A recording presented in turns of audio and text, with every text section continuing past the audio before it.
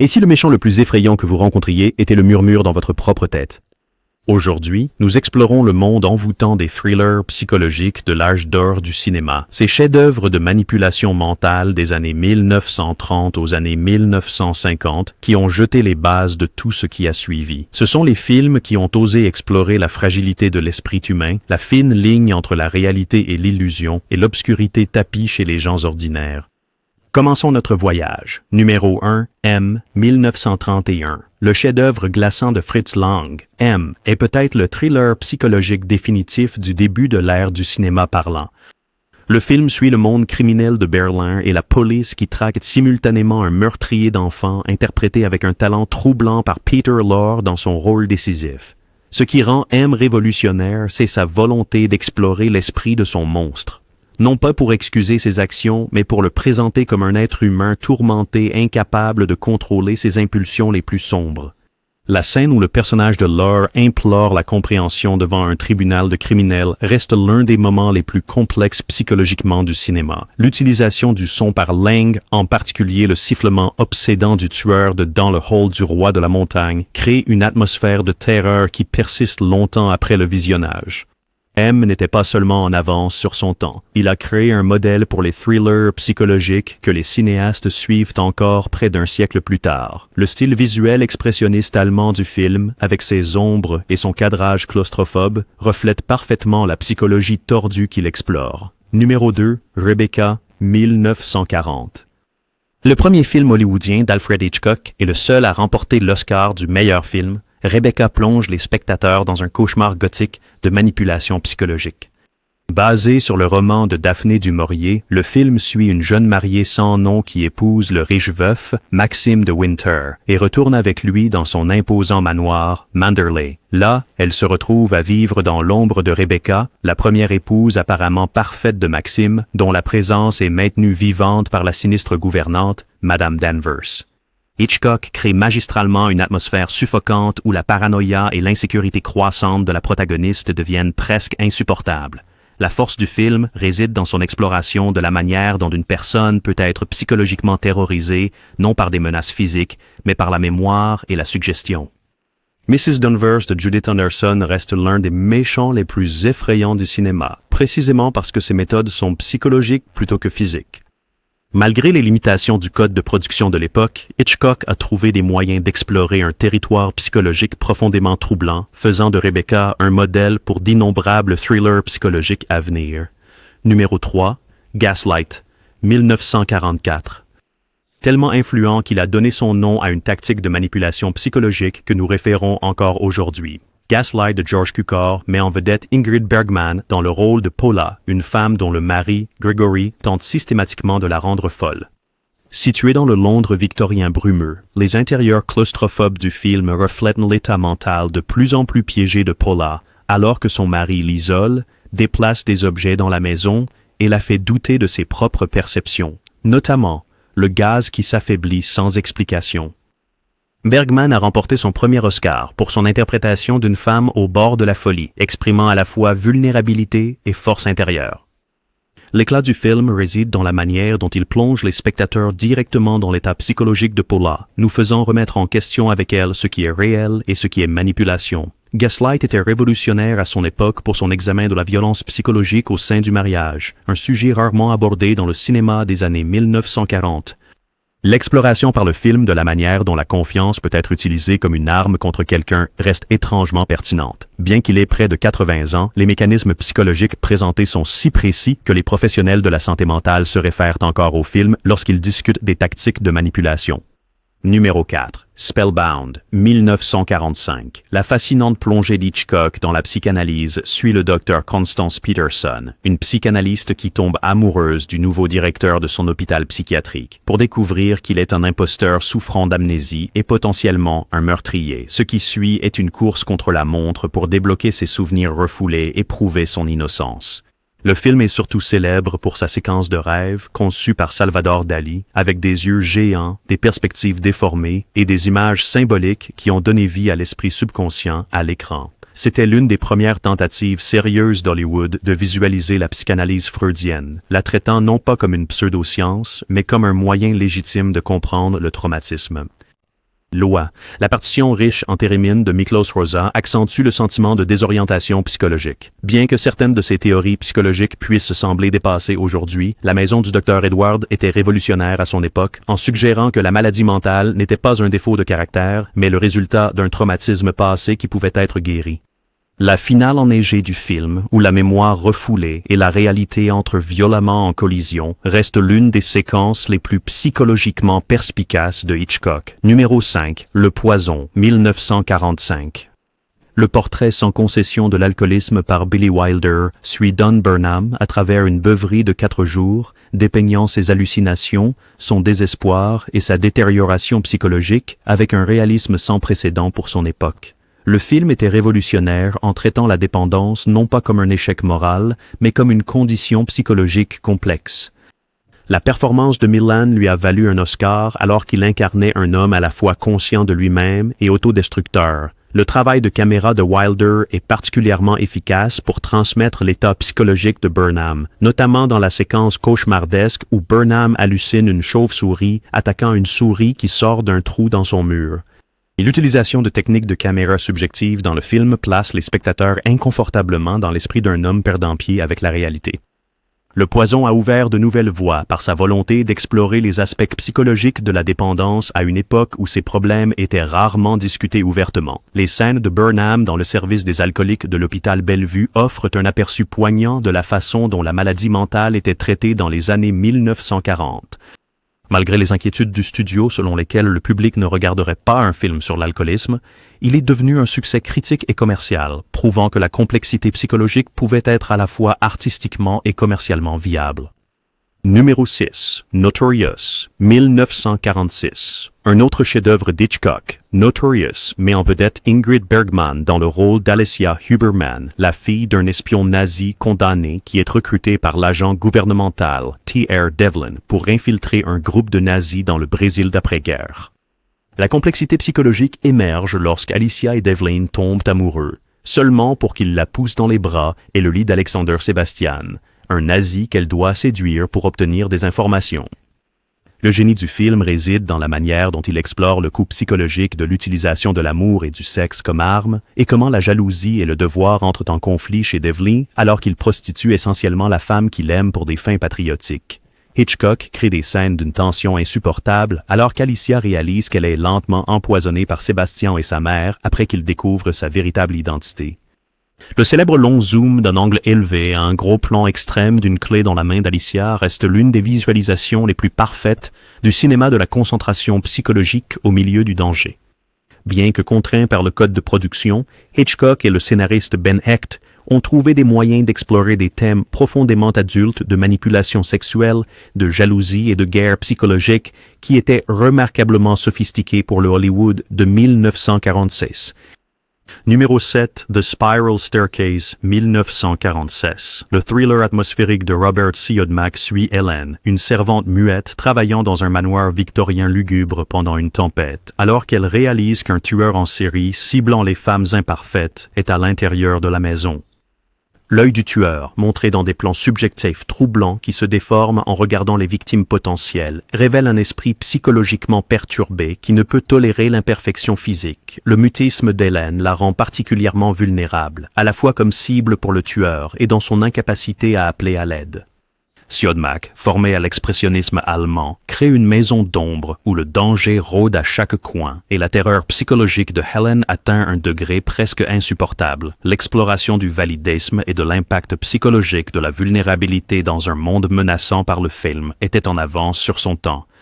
Maguire offre une performance remarquablement expressive sans prononcer un mot, transmettant la terreur psychologique croissante de Helen à travers ses yeux et son langage corporel. Le cadre nocturne pluvieux du film, avec son tonnerre et ses éclairs illuminant des intérieurs ombragés, a créé un modèle pour d'innombrables thrillers psychologiques à venir, démontrant comment l'environnement peut refléter des états psychologiques.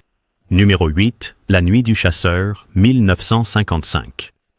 Le seul effort de réalisation de Charles Laughton est un conte de fées cauchemardesque suivant 2 enfants poursuivis par le révérend Harry Powell, un tueur en série avec amour et haine tatoués sur ses phalanges, qui épouse et tue des veuves pour leur argent. Le film opère dans un domaine psychologique entre réalisme et cauchemar expressionniste, avec Des images réelles, comme Powell chevauchant un cheval en silhouette contre l'horizon, ou assis dans la cave avec un couteau à cran d'arrêt, alors que la voiture de Shelley Winter est tirée de la rivière avec son corps à l'intérieur.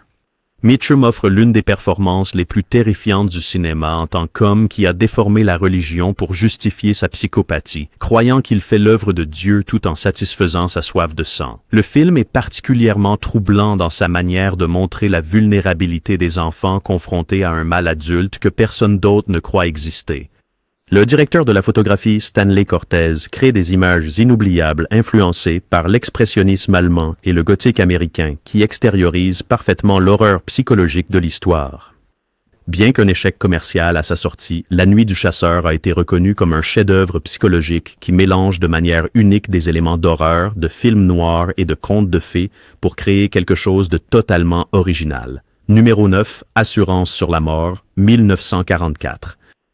Le film noir définitif de Billy Wilder suit le vendeur d'assurance Walter Neff, alors qu'il est entraîné dans un complot meurtrier par la séduisante Phyllis Dietrichson. Le génie psychologique du film réside dans la manière dont il dépeint la corruption morale progressive de Neff, non pas comme une chute soudaine, mais comme une série de petits compromis qui l'entraînent plus profondément dans un piège qu'il a lui-même créé. La narration en voix off, livrée par un Neff mourant, crée un sentiment d'inévitabilité psychologique alors que nous voyons un homme raconter sa propre destruction en étant pleinement conscient de la façon dont il l'a orchestrée. La chimie entre McMurray et Stanwyck crépite de tensions sexuelles que le code de production ne pouvait pas entièrement supprimer, montrant comment la luxure peut surpasser le jugement moral. Edward G. Robinson offre une performance superbe en tant qu'enquêteur en sinistre Barton Keyes, dont les intuitions sur l'esprit criminel fournissent certains des moments les plus psychologiquement aigus du film. La célèbre scène où Neff se cache derrière une porte pendant que Keyes parle de son petit homme intérieur, qui lui dit quand quelque chose ne va pas, démontre comment l'intuition peut assembler des énigmes psychologiques. Le scénario de Wilder et Raymond Chandler, basé sur le roman de James M. Cain, est rempli de double sens et de sous-textes psychologiques qui récompensent les visionnages répétés. Numéro 10. Laura, 1944. Le film noir élégant d'Otto Preminger suit le détective Macpherson alors qu'il enquête sur le meurtre de la belle et charismatique Laura Hunt pour finalement tomber amoureux d'elle à travers les portraits et les récits de ceux qui l'ont connue. Le retournement psychologique survient au milieu du film, lorsque Laura apparaît bien vivante, plongeant l'enquête dans le chaos et obligeant Macpherson à réévaluer tout ce qu'il pensait savoir. Le film explore l'obsession de manière brillante, non seulement à travers les sentiments inappropriés de Macpherson pour une femme qu'il croyait morte, mais aussi à travers le personnage de Waldo Lydekker, un chroniqueur narcissique dont l'amour possessif pour Laura a des implications mortelles. La célèbre scène où Macpherson s'endort sous le portrait de Laura pour se réveiller et trouver la vraie femme devant lui est l'une des visualisations les plus parfaites du cinéma de la fine ligne entre fantasme et réalité. Le thème envoûtant de David Raksin capture parfaitement la qualité rêveuse et obsessionnelle qui imprègne le film. Laura se distingue de nombreux films noirs de son époque en plaçant son accent psychologique non seulement sur le crime et la punition, mais sur la nature même de l'identité, sur la façon dont nous construisons des images des autres qui peuvent peu ressembler à la réalité. Numéro 11. L'ombre d'un doute, 1943. Le film préféré d'Hitchcock parmi ses œuvres apporte la terreur psychologique dans une petite ville américaine, alors que la jeune Charlie réalise lentement que son oncle bien-aimé, Charlie, est le meurtrier de la joyeuse veuve qui étrangle des veuves riches. L'horreur psychologique s'intensifie lorsque Charlie découvre que son oncle, dont elle porte le nom et avec qui elle croyait partager un lien télépathique, est un tueur sociopathe. La force du film réside dans son cadre à Santa Rosa, Californie, idyllique, suggérant que le mal n'existe pas seulement dans les manoirs gothiques ou les ruelles urbaines, mais au cœur de la domesticité américaine. La performance de Codon est glaçante précisément à cause de son charme, révélant la capacité du sociopathe à maintenir un masque convaincant de normalité. La célèbre scène du dîner où l'oncle Charlie livre une diatribe misogyne contre les veuves offre un aperçu derrière ce masque de la haine qui le consume. Le motif récurrent des deux Charlie, en tant que double psychologique, suggère la fine ligne séparant les gens ordinaires des monstres. Hitchcock considérait ce film comme son plus personnel, et son exploration de l'obscurité sous la normalité des petites villes influencerait d'innombrables thrillers psychologiques à venir. Numéro 12. Le troisième homme, 1949. Carol. Le film noir d'après-guerre de Reed, situé dans la Vienne divisée, suit l'écrivain de romans populaires Ollie Martins alors qu'il enquête sur la supposée mort de son ami d'enfance, Harry Lime, pour découvrir que Lime est vivant et impliqué dans des activités de marché noir profondément immorales. Les dimensions psychologiques du film émergent lorsque Martins est contraint de réconcilier le Harry qu'il pensait connaître avec le monstre qui dilue la pénicilline pour le profit, causant la mort et les handicaps d'enfants innocents. La cinématographie primée aux Oscars de Robert Krasker, avec ses angles inclinés et ses ombres marquées, capture parfaitement la désorientation morale et psychologique de l'Europe d'après-guerre. La célèbre scène de la Grande Roue, où Lime justifie ses actions en réduisant ses victimes à des points loin en dessous, offre un aperçu glaçant de la psychologie d'un homme qui a abandonné toutes les contraintes morales.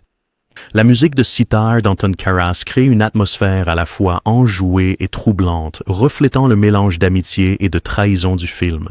La poursuite finale dans les égouts de Vienne représente non seulement une chasse physique, mais aussi le jugement moral que Lime a évité. Le scénario de Graham Greene explore comment nous pouvons être psychologiquement aveugles à la véritable nature de ceux qui nous sont proches, surtout face à un charisme qui masque la monstruosité. Numéro 13, La Dame de Shanghai. 1947. Le film noir vertigineux d'Orson Welles suit le marin irlandais Michael O'Hara Wells alors qu'il se retrouve impliqué avec la belle Elsa Bannister, son mari avocat handicapé, Arthur et le partenaire d'Arthur, George Grisby, dans un complot de meurtre de plus en plus complexe. La complexité psychologique du film réside dans la manière dont il dépeint un homme perdant progressivement son sens moral alors qu'il est manipulé par des forces qu'il ne comprend pas entièrement.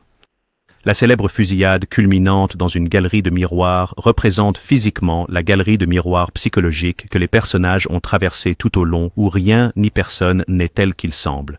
Hayworth, avec ses cheveux roux emblématiques décolorés en blond et coupés courts, offre une performance fascinante en tant que femme fatale dont les véritables motivations restent énigmatiques jusqu'à la fin.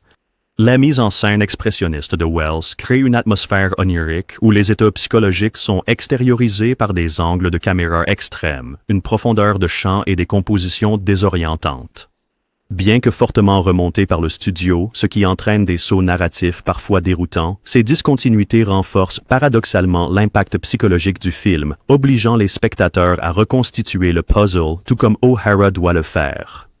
Numéro 14. Sorry. Wrong Number, 1948. Le thriller claustrophobe d'Anatole Litvak met en vedette Barbara Stanwyck dans le rôle de Leona Stevenson, une femme alitée avec une maladie cardiaque qui surprend un complot de meurtre sur une ligne téléphonique croisée pour réaliser progressivement qu'elle est la victime visée.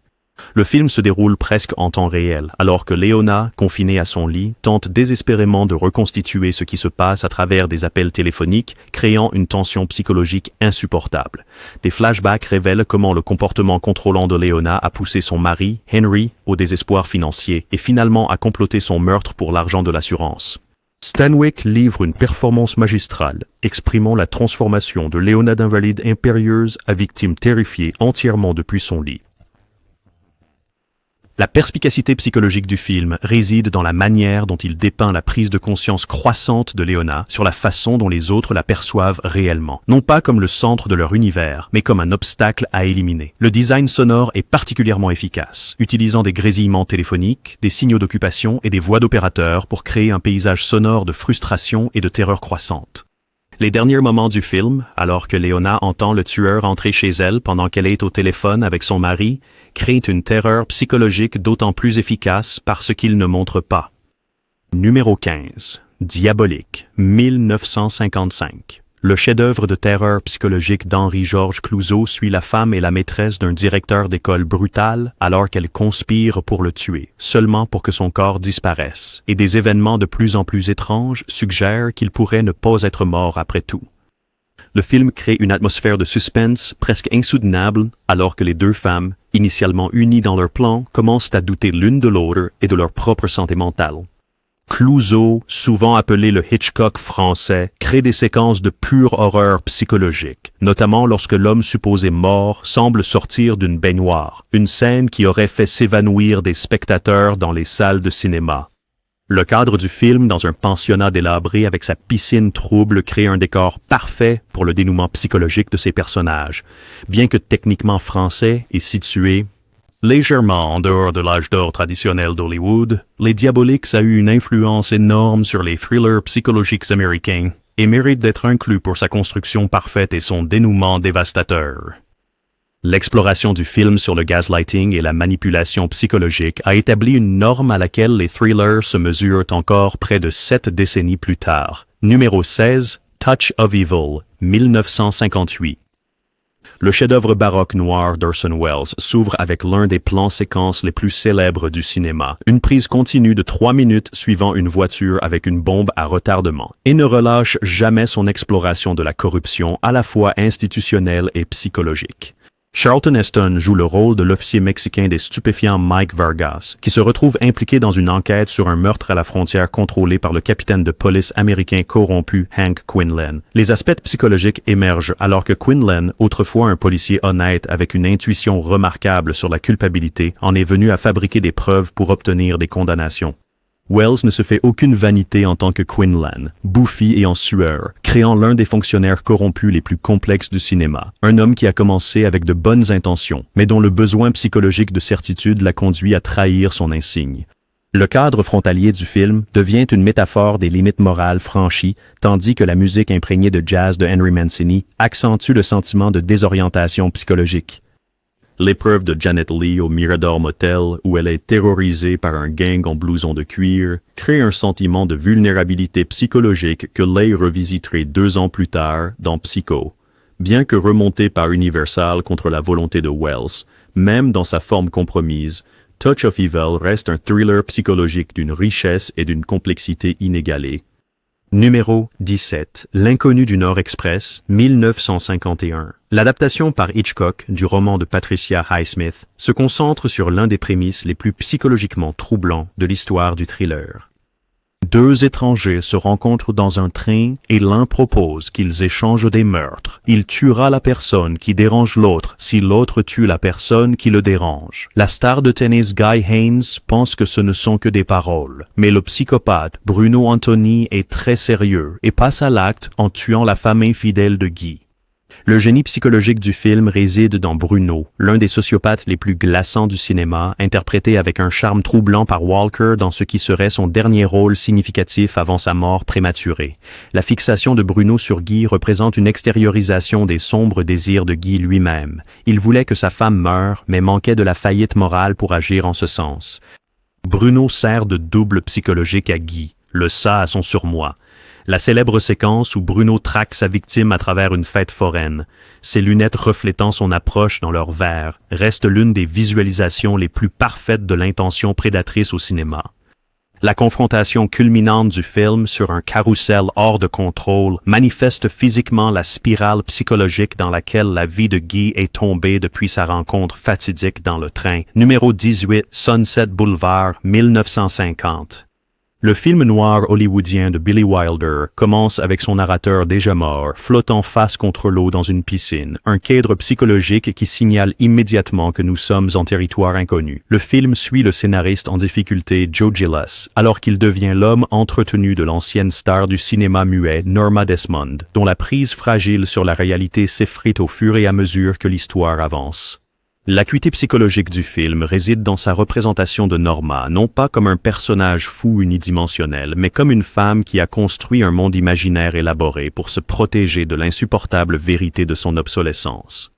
Swanson, elle-même ancienne star du muet, apporte une authenticité déchirante au délire de Norma. La célèbre scène finale où Norma descend son escalier en croyant tourner son retour, alors qu'elle est en réalité arrêtée pour meurtre, représente l'une des plus parfaites représentations cinématographiques d'une rupture psychologique totale avec la réalité. L'exploration par le film de la cruauté psychologique d'Hollywood, comment il vénère la jeunesse et la nouveauté tout en rejetant ceux qui vieillissent, donne à Sunset Boulevard une résonance amère qui semble toujours contemporaine. Le choix d'Eric von Stroheim pour le rôle de Max, le majordome de Norma qui fut autrefois son réalisateur et mari, ajoute une autre couche de complexité psychologique à ce portrait impitoyable du côté sombre d'Hollywood. Numéro 19, The Snake Pit, 1948.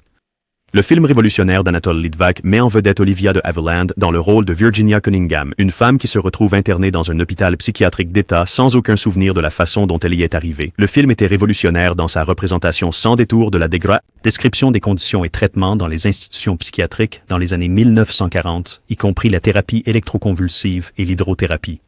De Havilland livre une performance audacieuse en tant que femme luttant pour reconstruire son identité tout en naviguant dans un système souvent déshumanisant. Le titre du film fait référence à une pratique ancienne consistant à jeter les malades mentaux dans des fosses de serpents, le choc étant censé restaurer la santé mentale, une métaphore pour les traitements parfois barbares montrés. La fosse aux serpents fut l'une des premières études sérieuses d'Hollywood sur la maladie mentale, la traitant non pas comme une source de comédie ou d'horreur, mais comme une condition médicale légitime, méritant empathie et traitement approprié. L'impact du film a dépassé le divertissement.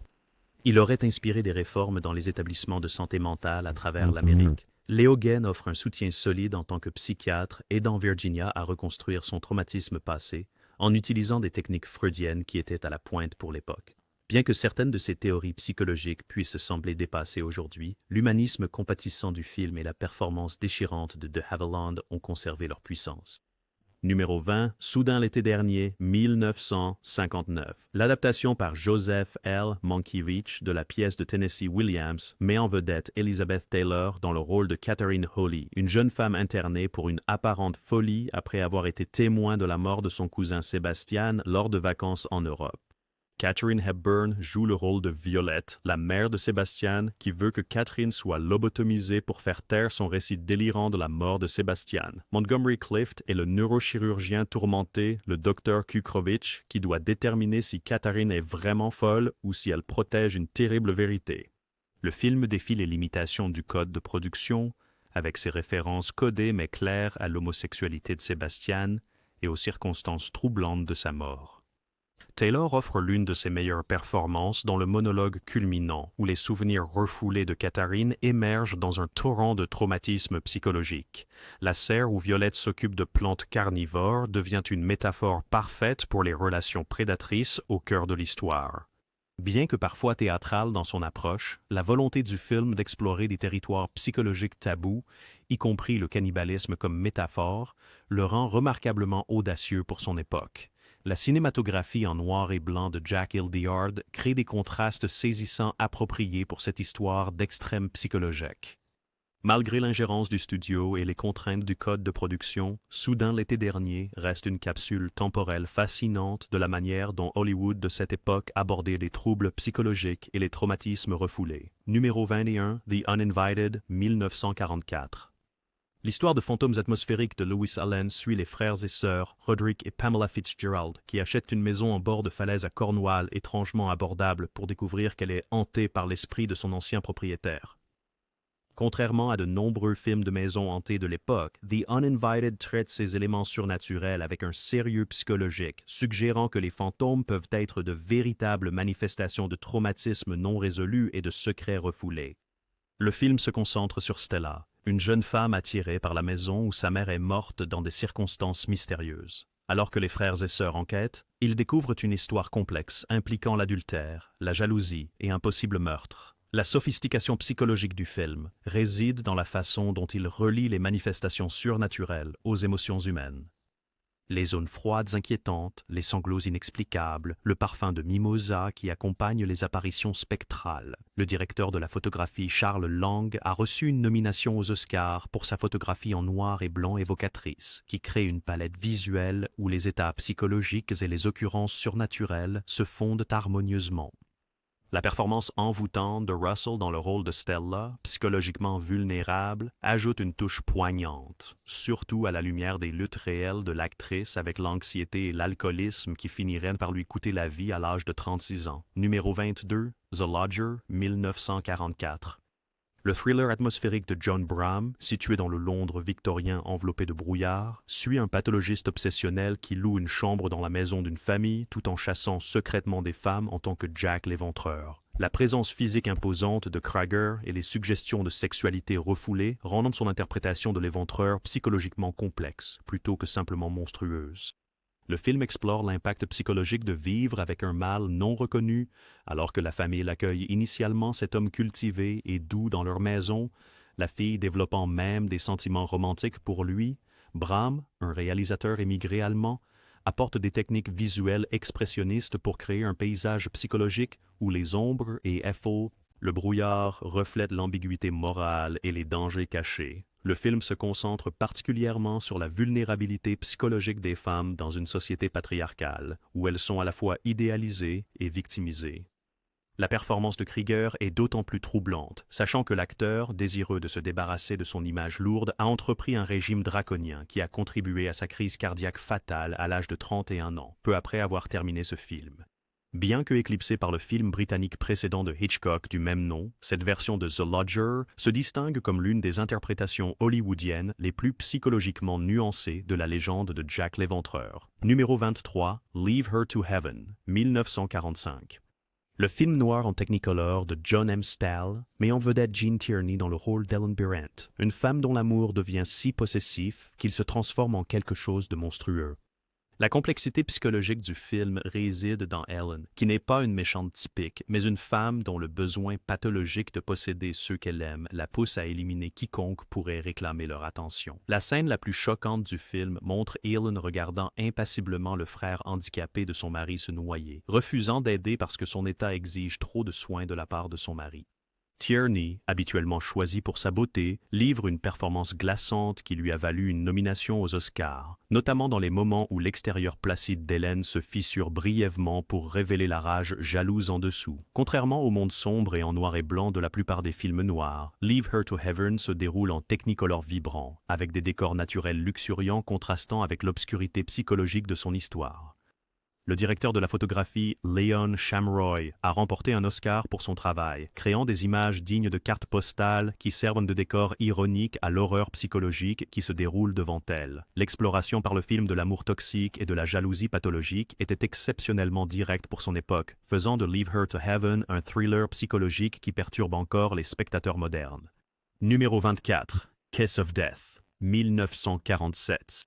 Le thriller noir de Henry Hathaway suit le petit escroc Nick Bianco, Victor Mature, alors qu'il devient informateur contre le gangster sadique Tommy Udo pour obtenir une libération conditionnelle anticipée et retourner auprès de sa famille. L'interprétation de Widmark de Udo, avec son rire aigu, alors qu'il pousse une vieille femme en fauteuil roulant dans un escalier, a créé l'un des psychopathes les plus mémorables du cinéma. Ce qui rend le film psychologiquement intéressant, c'est son exploration du code du silence parmi les criminels et le poids psychologique de le briser. Mature, souvent considéré comme une simple présence physique, offre une performance nuancée en tant qu'homme déchiré entre la loyauté criminelle et la responsabilité familiale. Le tournage en extérieur du film dans les rues de New York ajoute un réalisme de type documentaire qui contraste avec l'extrémisme psychologique du personnage de Widmark. Contrairement à de nombreux films criminels de l'époque qui dépeignaient les gangsters comme soit glamour, soit caricaturaux, Kiss of Death présente Udo comme quelque chose de plus troublant, un homme qui prend véritablement plaisir à infliger de la douleur. Le titre du film fonctionne à plusieurs niveaux, se référant à la fois à la trahison qui marque un homme pour la mort dans le monde criminel et à l'habitude d'Udo d'embrasser ses victimes avant de les tuer. Bien qu'il soit ostensiblement un thriller criminel, Kiss of Death fonctionne tout aussi bien comme une étude psychologique de la trahison, de la loyauté et de la psychopathie. Numéro 25, Les chaussons rouges, 1948. Le chef-d'œuvre en technicolor de Michael Powell et Emmerich Pressburger suit la ballerine Victoria Page, déchirée entre son amour pour le compositeur Julian Craster et sa dévotion à la danse, personnifiée par le directeur exigeant Boris Lermontov. Bien que souvent classé comme un drame sur la vie artistique, Les chaussons rouges fonctionne tout aussi bien comme un thriller psychologique sur l'obsession et le pouvoir destructeur de l'art. Le film tire son titre du conte de fées de Hans Christian Andersen sur des chaussures enchantées qui forcent leur porteur à danser jusqu'à la mort, une métaphore que le film rend littérale dans sa séquence de ballet époustouflante de 17 minutes qui mélange réalité et fantaisie alors que Victoria danse le rôle. La photographie en Technicolor du directeur de la photographie Jack Cardiff crée un monde d'émotions exacerbées où les états psychologiques sont exprimés à travers la couleur et le mouvement. La conclusion tragique du film, où Victoria est forcée de choisir entre l'amour et l'art, représente l'une des visualisations les plus parfaites du cinéma d'un choix psychologiquement impossible. Bien que décevant commercialement au départ en Amérique, Les Chaussons rouges a été reconnu comme un chef-d'œuvre psychologique, avec des réalisateurs comme Martin Scorsese et Brian De Palma citant son influence sur leur approche de la visualisation de l'extrême psychologique. Et voilà, 25 thrillers psychologiques de l'âge d'or du cinéma qui continuent de troubler, d'enchanter et d'influencer les cinéastes aujourd'hui. Ces films prouvent que parfois les monstres les plus terrifiants ne sont pas des créatures surnaturelles, mais l'obscurité à l'intérieur des gens ordinaires, les fines lignes entre l'amour et l'obsession, la raison et la folie.